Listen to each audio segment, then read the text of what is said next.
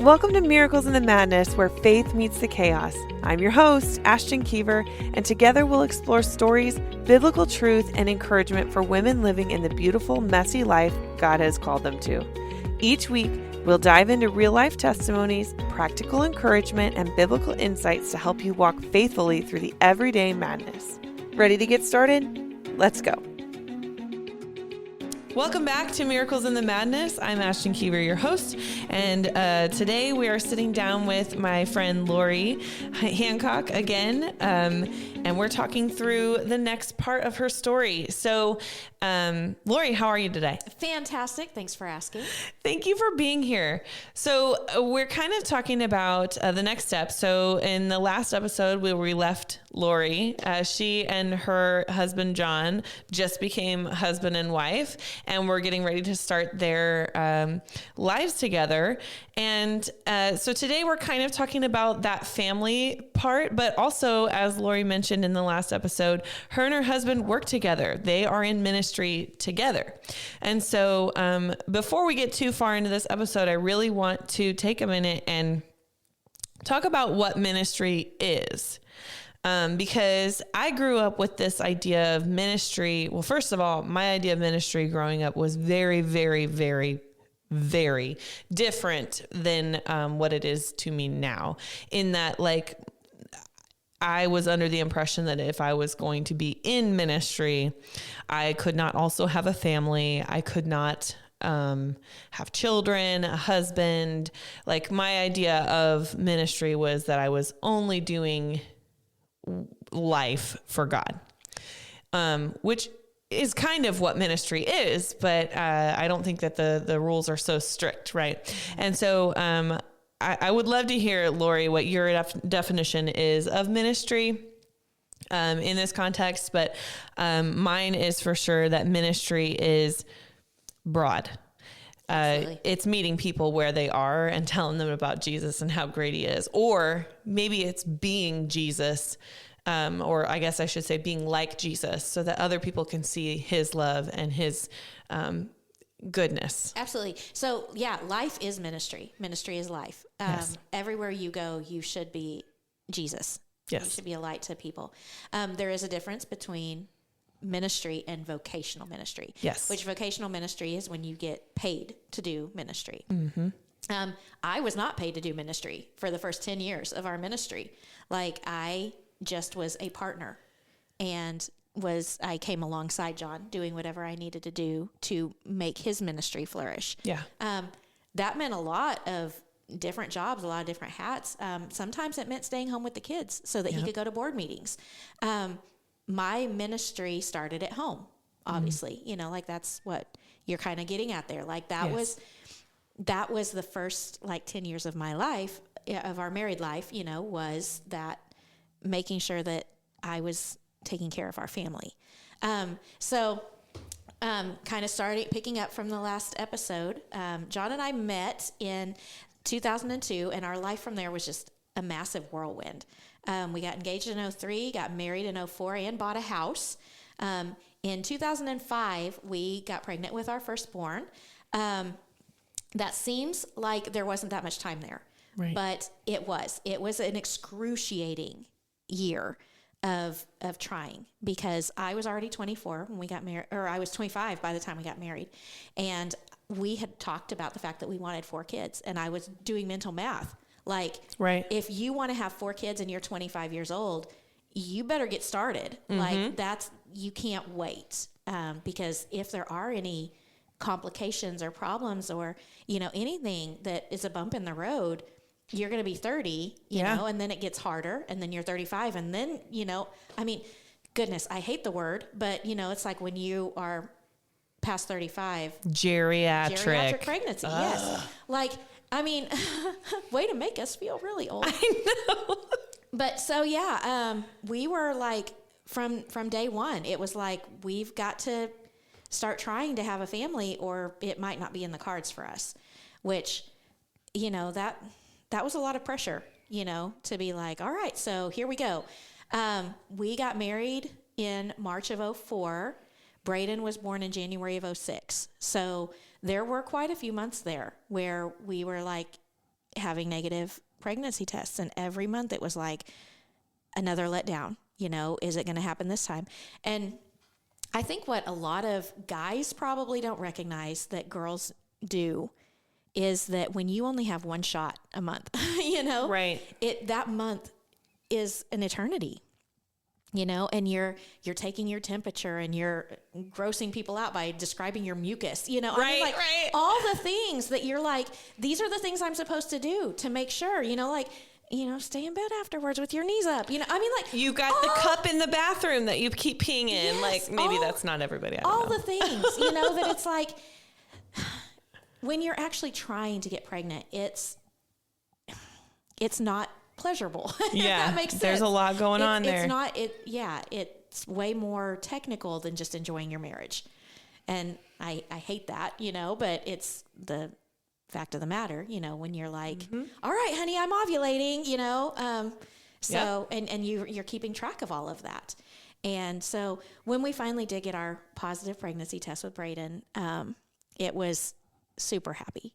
He was the first grandchild, obviously on my side. If you listen to the other ones, you know that my brother and sister are a little bit younger than I am. And he was the first great grandchild. And so just all the things that made him a little bit extra special. And he was a little bit extra special.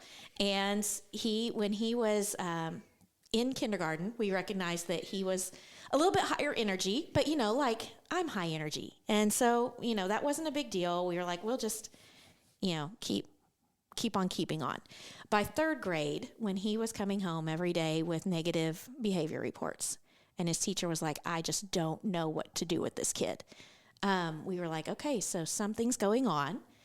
We actually got him diagnosed as ADHD, put him on medication, which ironically enough, if you listen to my last episode, I was a psych major and dropped out of psych. But before I did that, I wrote a whole great big paper on how ADHD is a myth and ADD meds are a myth. And God was like, I'm going to show you. So yeah, Braden was diagnosed and on medication.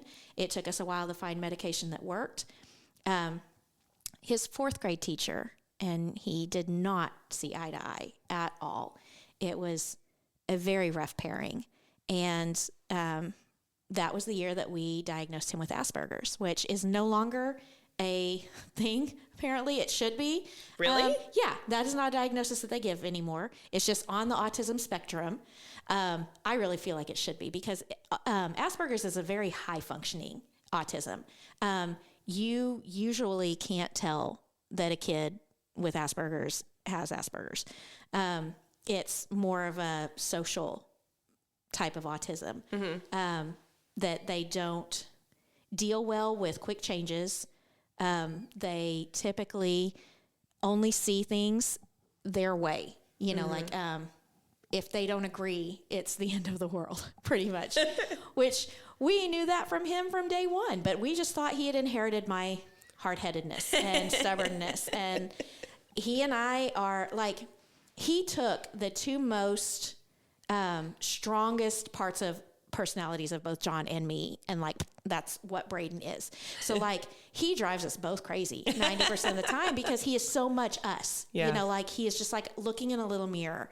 And he's 20 now, and thank goodness he's kind of grown up and out of some of that. He is a very wonderful young man right now. Just got his hair done, is wearing hair gel, and looks all Rico Suave. Goodness gracious, I'm 90s. Wow. Man, dating myself. And so anyway, he's a joy to be around. He's willing to help out and do whatever. But our key phrase for him when he was in fourth grade with his teacher was, if Mrs. Wright says that the sky is purple, the sky is purple. You may know that the sky is blue. We know the sky is blue. She knows the sky is blue. But if she tells you that the sky is purple in that moment, at that point in time, the sky is purple. And so we kind of had to use that as a catchphrase with him. Mrs. Wright would have to look at him and be like, Braden, the sky is purple. Because I'm telling you to do something. You don't agree with me, but I'm in charge right now. Yeah. And that's a really hard lesson. It really was. And it took him, till last year. I think I'm still learning that lesson. Yeah. And so we moved while he was in fourth grade, it was the second half of his fourth grade year, and came up here to High Hill to work at High Hill Christian Camp. And he got a new teacher that actually has a son on the spectrum. And she was fantastic for him. A lot of patience that he needed. He actually flourished in her class. She looped up with them to fifth grade. And again, you know, he really did well with her. Middle school hit, and life was not easy for any of us. He hates school. Yeah. So, like, which is understandable. You know, if you don't agree with half of what your teachers are telling you, it's never going to be easy for you. Yeah. And so we've dealt with that pretty much his whole life, of just having issues off and on with him not agreeing. You know, as a parent, that is very difficult because, you know, like, what's a parent's favorite thing to say? Because I told you so, you know? And if a kid doesn't believe I told you so, where do you go from there? Yeah. You know, he always knows better than us, always. I mean, from day one, he knew more than we did. Sometimes he does, which is kind of scary. You know, I saw this on YouTube. Well, okay. He's a mechanical genius. Like, he can take things apart, put things back together. It's his brain amazes us. But so anyway, back to when we found out we were pregnant with him, you know, we had tried really hard to have him. And he was the child that we had prayed for, even though the child that we didn't expect, right. You know? And, so it's been a learning journey for us with him. He is not your typical firstborn rule follower, you know? So Braden was 5.5 months old. We were in our first summer at, the camp that we were at before we came here, and we found out we were pregnant with number 2. We did not try for this one. This one was totally God. 100%. It was a surprise. And it's so funny how hard we tried for Braden, and then Tyler was just, hello. Yep. And, it was absolutely wild. I remember feeling like, how is that even possible to have a 5-month-old and be pregnant again? And so we went through our first 2 years of vocational ministry with babies. And that is not easy in a perfect world, but in a world where you live where you work, it was really kind of rough. I'm very grateful that our family lived only an hour and a half away from us, both directions. His family lived east and my family lived west, and they would come and help out. We lived out in the boonies. Like, it's unreal to describe to people when you're like, I lived in a town that when we had summer camp, the campers on campus were bigger than the town itself. Like, and that's true at High Hill as well. Like, the town of High Hill is, I think, like 100 and odd some people, and we can have up to 350 people on campus. So, you know, like, when church camp is happening, we're bigger than the town. Yeah. You know, but yeah, out in the boonies, you know, like, it took 30 minutes to drive to the closest Walmart, which to us, not a big deal. You know, that was my life growing up too. You know, I lived in a little bitty Oklahoma town that the nearest Walmart was 30 minutes away, but even our church was 30 minutes away. And so to develop community when you're 30 minutes from everything is a little bit challenging. So this is just an encouragement to you guys who are listening to look out for those families that may not have the support system, that maybe don't have family that live close, or do have family that live close, but their family's not involved, or whatever. You know, be a support system to people. We talked about in the first episode being a village, that you need to have a village, and find those people. And if you are that person, rally around other people and offer to take care of their kids. You have no idea how much it means to a young couple who has a 5, a 3, and a 1-year-old for you to say, do you mind if I come to your house and watch your kids? Please don't clean your house. I just want to come sit with your kids while you go have dinner, and here's a $25 gift card to do that. $25 isn't going to get you much, but like you can pay for half the meal, right? Right. And be like, I just want to bless you by taking care of your kids, or I'm going to pick up your kids and take them to McDonald's while you guys go eat XYZ. Right. We'll meet back at your house in an hour and a half. And, like just that simple act of, like what you said, it's not escapism, but it is getting a break that you need for your marriage. Mm-hmm. And because when you've got little kids, it is so hard to find that time, to carve out that time, if you don't have people who are willing to step up and help you with your children. Because it's just, it's like brushing your teeth while eating Oreos. Mm-hmm. Like you're not getting anything done. Nobody's, like, you're just creating more mess in the long run. I once asked my grandma, my mom's one of 6, and the first 4 are only like 5 years between the first 4, which means that she had the Braden Tyler syndrome here, like 5 months postpartum and having another baby.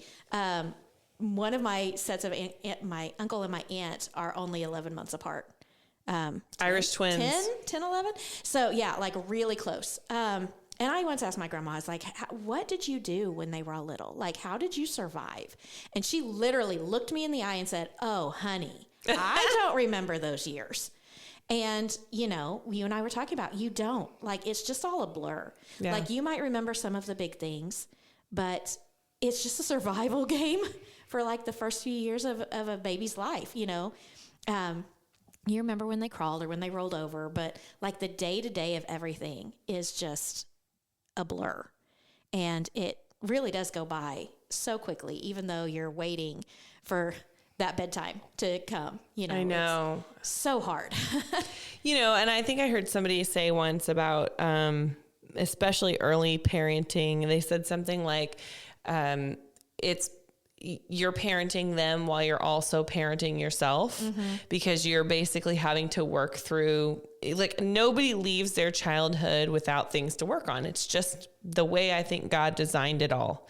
And so you're having to work through all of the things that trigger you in parenting. So for me personally, like my parents, they did not put up with asking questions. Like it was like, you just do whatever you were told to do. Because the sky is purple. Exactly, because the sky is purple. And my son is so much like me, and he asks questions all the time. And so it's very frustrating. Lately his thing has been, Mom, you literally just said that this thing was going to happen. And I'm like, okay, but I said that not knowing that this other thing was going to happen, and like trying to get him to understand that I didn't promise. I just said that this is what, I don't know. But like, it's that my parents would have lost their mind. Yeah. And I'm having to find this patience inside of me that I don't currently have. Right. Yeah. And mine was anger. Yep. And it was awful. I lived the first 4 years of my kids' lives being really mad at everything. And to the point where, like we talked about, that I grew up being angry, slamming doors and yelling and, all the things, leaving the house in a huff. You can't leave the house in a huff when you got little kids. So, you go to your bedroom and you slam the door. And, what does that teach a 2-year-old that's on the spectrum? Teaches him that it's okay to go into his room and slam his door. And then when he parrots that, and you yell at him about it, and it's just like this never-ending cycle of just, it's so frustrating. And I recognized at some point, I don't even remember the exact day or what happened. I just know that I grew up in a household that spanked, which, last time I got spanked, I was 16 years old. So, it was a thing. When you did something worthy of punishment, it landed in the form of a spanking. Yep. Same here. And so I just grew up. John did too. That was our upbringing, and so we were fully prepared to spank our children. Well, there was one time, I don't even know what he did. It could have been painting on the walls with poop again. I don't know. I mean, like, seriously, the kid he was a handful. And, but I went to spank him and couldn't control my temper. And I didn't cross any lines, but I could tell that my temper could get that far, that I could lose control at some point, and it scared me. And I never spanked from that day on because I knew that I had that in me of the potential of losing control. Right. And from that second, I was like, I've got to get this under control because I do not want my kids growing up thinking of me as a yelling mom. I don't want them to associate me with being mad at them all the time. I don't want them to cower when I walk into a room because they think they've done something wrong. Mm-hmm. Even if they have, right. Which generally with 3 boys, Yeah. But, I didn't want them to feel that way. And so I started reading books. I told my mom that I was struggling with that, and she got me books. We worked through things, a lot, just I told friends who could hold me accountable, and it's funny because now when I tell people that I had anger issues, they're like, what? No way. And I'm like, dude, no, you don't understand. Like, it was hard work. Yeah. I didn't just wake up one morning and like, oh, everything's happy, flowers, butterflies, unicorns, rainbows. It was hard. Like, I had to make a commitment to not be that person.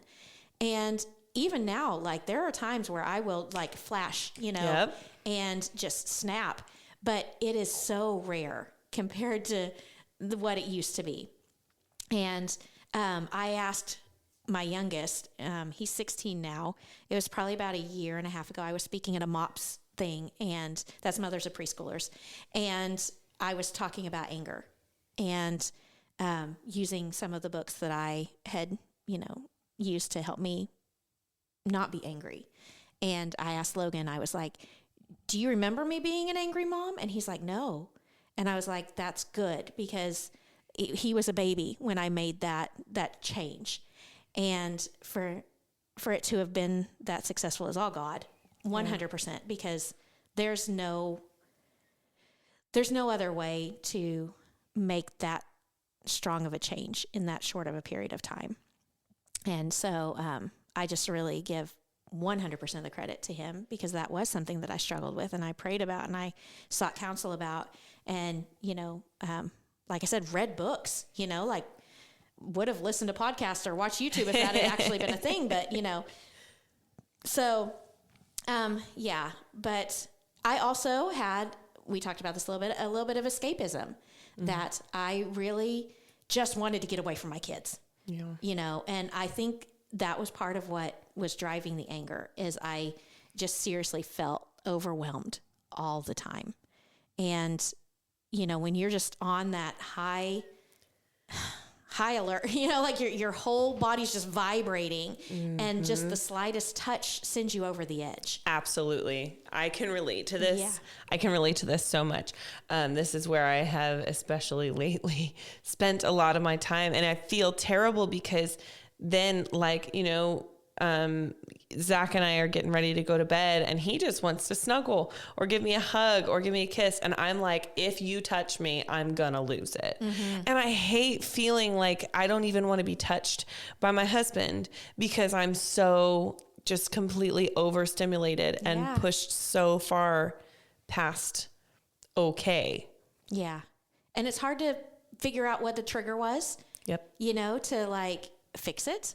And you don't want to be an escapist, because then you're avoiding, and your kids also see and sense that, like then you're an absentee parent, one time, and this wasn't really the escapism, but it kind of was. I was in the bedroom and I got a phone call. And so I stepped out onto the front porch to take the phone call, because like my kids are being kids, and like, what do? You leave. And I come back in, and my 2 oldest boys are the color of little Smurfs. Oh, boy. They had gotten into some blue mineral ice and painted their whole bodies.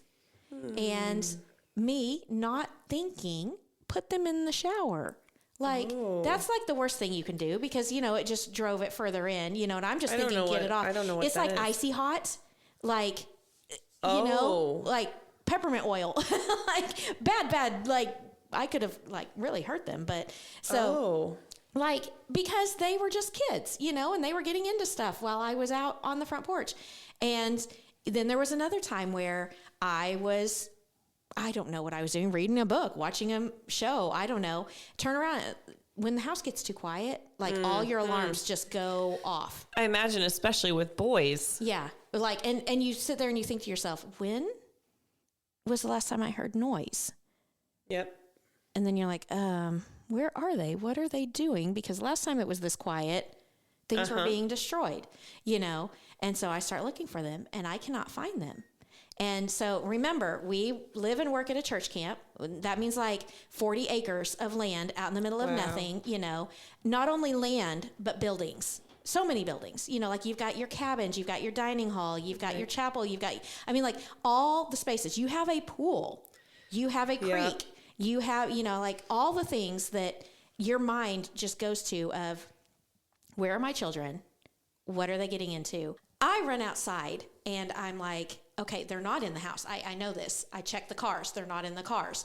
So I start thinking, okay, did they go towards the road? You know, like we lived on a road that we called it OK Highway because like seriously, people would drive like 60 miles an hour down the road all the time, like super fast, like just, and so I'm sitting here, I'm expecting to find my kids dead at this point, you know, like and John, I don't even know where he was, but I remember calling him. Did have cell phones at this point, which is great.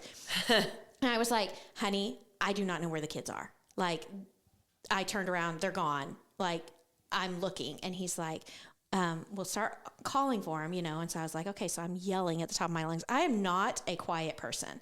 Like, I was a cheerleader all through middle school and high school. And I'm the loudest person. I'm actually so loud that my youth minister banned me sitting behind him in the church van because I drove him crazy because my voice is just so loud. And so I'm yelling at the top of my lungs. And at this point, I'm starting to get a little bit hysterical because our creek is not just a creek. It's a like 20-foot cliff creek. Yeah. And so I'm convinced they went off the edge, you know, and they're somewhere way downstream. I'm never going to find them. I'm running around like freaking out. And finally, I'm like, I'm just going to go check the dining hall. I have no idea why I checked the dining hall. But there they are in the dining hall, in the quote, quote, nursery, which we had in there for them because during camp, that was where I would keep them busy. Because at this point, they're like 3 and 2. Right. Like, they should not be escaping the house, first of all, but 3 and 2, you know. Right. They had made it all the way down to the dining hall, made it into the nursery, sitting there playing with the toys because that's where the toys were. Right. You know, and there was nothing wrong in their mind. But, you know, like those moments of parenting that just, like we said, you know, you don't remember the little things, but those huge things that just like, you know. So absolutely not a perfect parent by any shade of the imagination here, you know. Look, I don't think God calls people into ministry that are perfect. I think that's like the whole point. Because you know, you're in the ministry and people might start to look up to you, but the point is that they get to watch you in your process to finding sanctification, to, you know, your sanctification process. Right. And so that's a thing that I've wrestled with a lot. I'm like, who am I to have a podcast? Right. I'm just the person that God called to do it. Well, and John and I were kind of talking about this the other day because if we knew King David in today's time, he would so be canceled. Like for real. There's no way anybody would actually like the dude, you know? And we were talking about this because there's a couple worship songs that I really like, and people are like, well, you can't like that because do you know who wrote that? And I'm like, does it matter who wrote it? Right. It's like, read the Psalms. Like David wrote those and remember who he was, you know, and like, if they are words that are God honoring, does it matter where they came? I don't know. I mean, like, that's just food for thought. Like, I'm not condoning any, you know, buddy who doesn't want to listen to those, or I'm not condemning anybody who doesn't want to listen to those songs because of where they come from, because we were just talking about this. I'm okay with it, but that doesn't mean that you have to be. And if it is a weakness for you, then by all means, please cut it out of your life. Right. but I don't personally see issues with it. I don't have to know everybody's background to know that the word that they spoke touched me. Yep. I can watch one of the big examples that John and I always use. The Legend of Bagger Vance is a movie. Will Smith is in it with Matt Damon, I think. I'm not sure. I've never heard of this movie. And it's been a really long time since I watched it. It used to be one of my favorite movies, but it's a golf movie. I hate golf, but it's a golf movie. And there are so many spiritual things that you can draw out of that movie and use as sermon illustrations. I mean, I'm sure you've been in church at some point where some preacher throws a video of some movie up on the screen and uses it as a sermon illustration. Absolutely. Yes, I have. Yeah. So like the whole idea of, was that movie made to be a holy movie? No. But can it be used for God's glory? Absolutely. So, like songs, just because they weren't written by somebody who's super holy does not mean that it can't be used for God's glory. The same thing with any secular music, songs that are about love are about love, and God is love. And, if you take it, like people canceled Amy Grant because of that way back in the day, because she started writing quote, quote, secular music. Yeah. And, it's like, it doesn't have to be that way. Right. Sorry, massive tangent.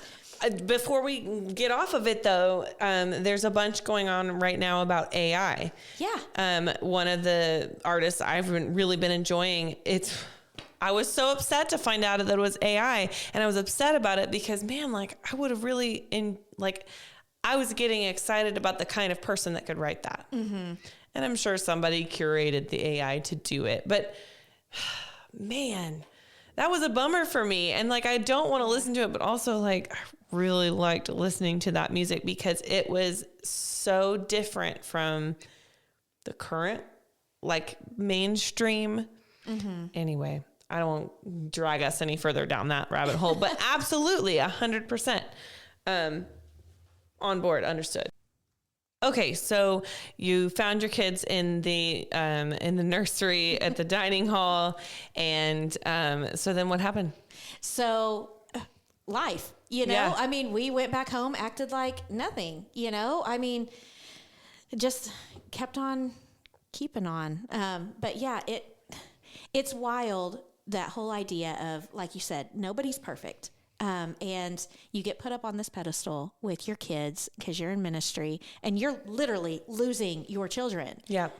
And you have to give grace because, you can't just up and cancel people because they make a mistake. Yeah. And we were just talking about Moses, about how he did make a mistake, but Jesus was able to come and be that sanctification for all of that, and to be able to fix what was wrong. Yeah. And how important it is to have that in your life. So anyway, my kids are little. I actually ended up having our third. That one was planned and tried for. So we're now up to three little blessings, all boys. And the funny part is, we kind of talked about this. I had told God, who does audacity? But I did. I let him know that I didn't think I would be a good girl mom. And I'm still absolutely 100% convinced of that. I have a niece, and hi Viv. I seriously all the time don't know what to do with her. Yeah. Like, even from the time she was a baby and I was changing her diaper, I was like, there's something missing. I literally, like, it was not an intentional freak out, but it caught me off guard. Like, that's how much of a boy mom I had become. And, but like, she's growing up, she's a teenager, well, almost a teenager, and is going through all the girl things, Right. the attitude and the, wanting to wear clothes that would not fly in Aunt Lou's house. And so, it's like, I know that God answered that request for me for that reason. Cause I am the biggest tomboy in the world.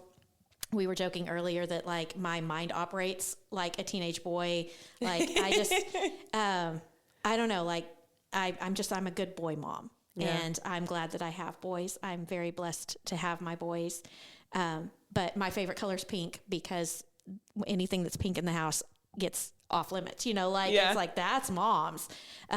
So I like being the queen and the princess and whatever of our little domain. And, John and the boys are great together. They love to hang out and do everything together. And speaking of all of that, because my boys are getting older now, we are starting to enter that empty nest phase. And our oldest is 20, middle is 18, youngest is 16. Obviously, because it's 20 and 18, that the 18-year-old's birthday is coming up pretty soon. So, but yeah, it's been really crazy in our life to have that transition of time, and to look back and remember when they were little. And we've got an Echo Show in our kitchen that scrolls pictures, and like every day there's a picture that pops up that I'm just like, oh, look at them when they were so little. They were so cute. What happened? One of my favorite features on the iPhone is the photo shuffle for the background. That's what I've been using for I don't know how long, but since I could do it, and it's always my kids popping up on there, and I'm like, oh, baby. Yeah. Just wait until you're doing Senior Sunday posts. Nope. It's so hard because you recognize that you are down to weeks left with them in your home. And, like I said, this is the child that I prayed for, and that they're going to grow up. That they're going to get their wings and fly the coop, and you want them to. But at the same time, like, you long for those days when they were little. My mom always jokes, though, about that the teenage years are there for a reason. Yeah. Because God gives you that enmity with your child for just long enough for you to be okay with them leaving. Yeah. And it helped me to view things that way when we were having my oldest, when he was like 5 or 6, he prayed a prayer and he said, God, just help us love each other even through the teenage wars. And, like, for him to say that, because he was the one that we had the teenage wars with, the hard times. Our middle is very much a rule follower, very he he's a people pleaser. He likes order. He is the typical firstborn personality, without the extrovertism. He's very much an introvert. And then our youngest, like I said, is a people person. He's our Velcro baby, that just loves to be with us. And, but they're getting older. And as we're starting to enter this phase of recognizing that we're not the spring chickens that we used to be, we're starting to have gray hair and fall apart a little in the knees and the hips and the back, And I was telling you earlier, we are recognizing that John and I are becoming a Paul when we've always been a Timothy. Yeah. And realizing that moments like this where I'm talking to young moms or even to you, and realizing that I am not here to learn from you. I'm here to share the things that I've learned. Yep. And it's hard because I'm frozen in my brain at 24. I don't want to be the old lady. I don't want to be the one that is the senior in the room. Even though I'm not quite senior age yet. I am getting the emails from AARP, I think they'll start when you're 25, but they're like, I see that you have passed the quarter age. Right. Let's get you started. So, but just the knowledge of there are transitions in life, and that I need to be pouring into the next generation. And the next generation not being teenagers, being the young moms out there who are literally struggling eating the Oreos while brushing their teeth. Yeah. The ones who are living day to day, not knowing when their anger is going to flare up, or literally wanting to slam the door on their children. And to recognize that as a mom, you have got all of these big feelings that you have no way to get out because you're surrounded by little people all day long, that just kind of don't get it. And, hopefully you have friend groups, that you can use to like I said, hold you accountable, to say, I'm having issues with my anger. Would you help me? Like when you see me start yelling at my kids, just to, like have I hate to use the word safe word, but I mean like that, Right. Where you just look at somebody and you say that, hey, the sky's purple, Accountability partner. Yeah, because, and it doesn't have to be like a, hey, watch your temper, right. Just to touch somebody on the shoulder and be like, hey, would you mind stepping over here with me for a second? Or literally, I see you need a break. Yeah. Can I take your kids for a second? And not in a threatening, judgy way. Right. Because goodness knows the amount of people that have said that to me, and I felt completely judged. Yeah. To be like, I just want to be a safe space for a minute, would it help you if I, XYZ. And unfortunately in our society, that's really frowned upon these days. Like if you're in Walmart and you see a young mom struggling, you go up to ask her if she would like some help, and you're the creeper, Yeah, there's implications about it. Yeah. Especially in this day and age about what are your intentions. Yeah. Mm-hmm. And so let's normalize being nice. For real. And why can't we be that society that is the village, that helps others, and let's bring it back, Absolutely. And, this is something you can be with your spouse too. Zach is eminently, like he is immensely patient. I mean, it is patience out of this world. I am not patient. I have never been patient a day in my life. I am finally, I think, on the cusp of being a little bit patient. And you will be tried for that tomorrow. I know I will. And people are like, don't pray for patience. I'm like, I don't know what else to do though. Because if I'm not tried in my patience, I will never grow it. And I have to grow that fruit. I know I have to grow that fruit. Mm-hmm. So, the things like that with your spouse too. Zach has so much patience, but I can tell when he is like maxed out. Mm-hmm. And at that time, when I see that, that's when I go up to him and I say, hey, why don't you go lay down for a little bit? Or maybe go cut the grass, or you need to go away from this situation for a little bit. Like, hey, I need this from Walmart. Right. Or like, hey, do you want to start working on dinner? Yeah. Focus on that thing and just like whatever it is for you and your spouse that help you break this cycle. But it's kind of like, it's hard to be perfect co-parents all the time. Usually one's like doing 60%, one's doing 40%, whatever. It's like, oh, I see that he's at 60% and he needs to be at the 40% now. Like we are pretty good about seeing where each other is on that particular spectrum, and we can kind of help each other out in that way. So I was just pointing out that that's also something you can do with your spouse. In the and parenting. You know what is really important that I did not recognize early on, and we're still not great about it, but we always talk about that this needs to be part of it, is communication. Oh yeah. John knows when I go in the kitchen and I start slamming cabinets or I huff and sigh and accidentally, quote, quote, drop a dish into the sink. That I am not okay. That is my scream for, I am super frustrated right now. And somebody better do something, because I don't know about you, but in our house, I am the one who does it, the keeper of all the things, the holder of all the things.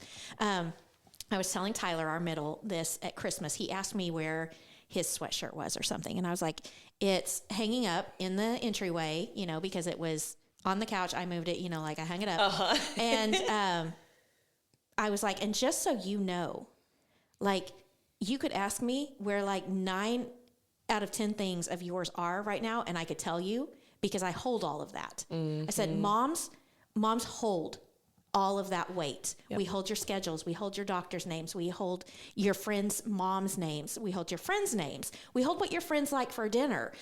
We're holding all of this for you. I said, and it is exhausting. The mental weight. Yes. Zach and I have talked a lot about this. Oh man, there's a documentary about it that my therapist had recommended to me, and we watched it together. And ever since we watched it, he kind of was just like, he didn't understand when I was like, I just have so much going on. There's just so much on my mind. And he would, I'd be like, hey, did you have any time to think over a 24-hour span of time about that thing we talked about last night? And he would go, oh no, I haven't had a chance to think about it. I'm like, what have you been thinking about all day? Right. And you're like, I've done nothing but think about it. I was going to say, 50 other things. I'm thinking about at least 3 things at one time. Do you not do that? No, that's not how men's brains work. Right. But moms, women, that is how our brains work. Yeah. And so we have to intentionally try to hand off some of those mental weight items. And sometimes, as soon as I hand one off to Zach, somehow I gain more, but but you're absolutely right. It does get exhausting, especially when multiple of those mental weighted things are happening at the same time. Mm-hmm. And when you have multiple kids, then you're multiplying that whole thing too. But that's why I was talking to him about this, because as a young man who hopefully at some point is going to find a young woman and get married. And I was like, you need to know that your future wife is going to have this mental load. Yep. And you need to appreciate that and to help her. Yep. Because I'm not saying that John's a bad husband, because he is not. He helps me so much, but I just have so much going on in my brain. Again, the ADHD type mind that seriously thinks about 90 million things all at the same time. Yep. And even while I'm talking, I'm thinking about 4 different things, and I'm thinking 5 sentences ahead of what I'm getting ready to say. It's unnerving. Yeah. I heard once about somebody who doesn't hear voices in their head, and I'm like, how? What, your head is quiet? Right. What? You're giving me the look that yes. I'm like, what would that be like? Even when I'm sitting perfectly still doing nothing, there are 5 different conversations happening in my head. And some of them are, I don't know if this is for you, but some of them for me are ridiculous. Yes. It's like what I would have said to my college teacher in that moment if I had just had time to know that conversation was happening. 100%. It's I'm 10 years out of college. This doesn't even matter anymore. Yes. Or you start reciting locker combinations or whatever it is. It's it's ridiculous that you're thinking about these things, but you are. And our young men need to start recognizing what young women are holding and to be willing to have those conversations about what can I do to help you? Yep. So if you are a mother of a young man, there's your goal right now. Right. Raise him to understand the mental load. Yeah. Zach actually really started taking on the physical load of the house a little bit more. Not that I have ever been a housekeeper. Was not raised to be a housekeeper. It's an area that I need to grow in. I paid my brother to do my chores. So, yeah. Yep. And so he has just really taken on this. I'm going to make sure the dishes are taken care of. I will take care of the trash. He never asks me to help. I want to help and I will help, but he understands the mental load that I'm carrying as well. Right. And it's whatever that movie was that I don't want you to do the dishes. I want you to want to do the dishes. Yes. I don't even care if you do the dishes. I just want you to want to. Yes. And even if I'm doing the dishes and you come in and you say, I can help with that. Even if you're not actually going to. Right. Just the words. Right. the gentle offer, I'll take you up on it. Maybe. I don't know. Yeah. And most of the time I'll look at you and go, no, I'm okay. Yeah. But yeah. And I think this next generation of guys, I see it at church camp a lot with these kids that are coming up, that they do understand, they are willing to be that helpmeet, and to really just step in and pick up some of that slack. And I feel like we're doing a good job, but let's keep it up, and so, yeah. And if your husband is one of those that is not sharing the load, have a conversation. Absolutely. If it takes watching a documentary or finding the reels that talk about all of that, do it. Say, hey, I came across something the other day. Can we watch this together? You don't have to tell him that you're getting ready to ambush him. And just say, I just want us to watch something together and maybe have a conversation about it afterwards. And even set him up and be like, I am not attacking you in any way, shape, or form. I just want you to know how I've been feeling. Yeah. And can we just have a safe space for an hour or two to be able to just really be honest? Mm-hmm. And who knows, he may come back at you and say, you know what? I feel like I've been carrying the physical load. Right. Exactly. And, you know, like I take care of the cars, I take care of this, you know, I mow, I take care of the house. And on top of that, I work a 60-hour work week, you know, and I need that 2 hours when I come home from work, you know, and to be able to have a communication that you say, okay, but can your 2 hours maybe come at 8 p.m. instead of 6 p.m.? You know, can we compromise somewhere, some way, somehow, and, you know, figure it out together, because you don't want your kids to leave the home by the time they have grown and flown. Right. And you guys not be able to communicate, because that's when your marriage will fall apart.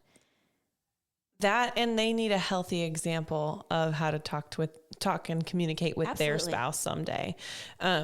Yeah. So, you know, you talked about going through, and like some resources that you have used to work through those times. I was just thinking it might be a good time to share them. Absolutely. So the one book that made the most difference to me is a super cheesy book. It's called She's Gonna Blow. Julie Ann Barnhill. She talks about your anger being like a volcano. Obviously, I mean, she's gonna blow. That's what it even sounds like. It really is. Like, she calls it like the Mount Mama or something. Like, it's just, but some of the things that she says in there just really will resonate with you if you struggle with your temper at all. And she also will really hit hard of that whole idea of, if you are abusive, what do you do about it? Because there are moms out there who have crossed the line. Yeah. And are scared to admit it, because in this day and age, you admit that you spanked your kid too hard and you lose your kids. Yeah. Yep. But if you don't seek help, what could the next step look like? Right. And what happens when, oh, goodness forbid, you go way too far. Yeah. And you literally lose your child. Right. Because of your actions. And nobody wants to see that happen. So if that is you and you are struggling with anger and you are not sure what to do about it because you are scared of the repercussions of being honest, find somebody safe and, you know, tell them, I'm needing to talk to you in confidence. And I understand that this could lead down a bad road, but I need help. Right. Because losing your kids for 6 months is so much better than losing them permanently. And if you enter into the situation, you're most likely to be able to find somebody, that maybe that person that you trust, that can care for your children while you're working through it. So it's not like your children are going to be with a stranger necessarily. Like, there are options. You need to get help if that is where you are. Absolutely. Even if it's just starting, you know, like if it hasn't gone too far, the recognition of, I'm not the person that I want to be. I'm not the parent that I want to be. I'm not the spouse I want to be. Reaching out to somebody and talking through that and saying, help me find resources. Help me become that person. Yep. It's invaluable. So, yeah. Yeah. I was thinking about this for when I was preparing for one of the workshops for the women's event. And, you know, the first thing that God said wasn't good was for man to be alone. Mm-hmm. This is a perfect example of where community really plays in and is important as we kind of go through this life together. And so anyway, any other thoughts before we close it out? I don't think so. I think. Yeah. Yeah. So this was really a great conversation on, you know, that early family and your early ministry even too. And so all of you mamas out there who are currently in the parenting ministry, don't forget about how important that is. Your children, you know, if you missed it, go back and listen to the first episode that we did with Lori, and you'll you'll hear her talk about her foundation of faith and how those seeds that were planted really made a difference in her life later. And so, don't forget about how important the work you're doing, even if it's just showing up and being there as a present parent. And again, it's never too late to plant a seed. Absolutely. Your kids can be 20 years old right now, and you recognize, I didn't do things the way I wanted to. And if you can come back and approach them and say, I messed up and let's fix this. Your kids can be 2 years old. And like I was talking about earlier with Logan, he was little enough when I made these changes that he doesn't remember the old me, which is a testimony in and of itself. Start today, because we talked about this in episode 1. You are not promised tomorrow. Yep. You do not know that you will have tomorrow. You don't know that your kids are going to have tomorrow. And so don't regret the decisions that you make today, and don't put off till tomorrow what you can do today, because you are only promised right now. You aren't even promised your next breath. So Absolutely. Make those changes, do the things, do the hard things, because the hard things now will be such a reward later. You know, the longer you put it off. We were talking about retirement funds. It's just like that. Like, if you wait until you're 50 to start a retirement fund, you're going to retire with like next to nothing. But if you started when you were 18, you would have all this money. But starting at 50 is still better than not starting at all. Exactly. So, speaking to this person who doesn't really have a retirement fund, but start when you can, because everything makes a difference. Yeah. Well, you may want to come back again next week and catch up with Lori. I think we've got one more short episode with her, and I hope that these have been blessing you like they've been blessing me. In the meantime, don't forget to look for the miracles and the madness. Hey, I want to invite you to Miracles in the Madness community. It's a free, private Facebook group for women and moms trying to walk out their Christian faith together.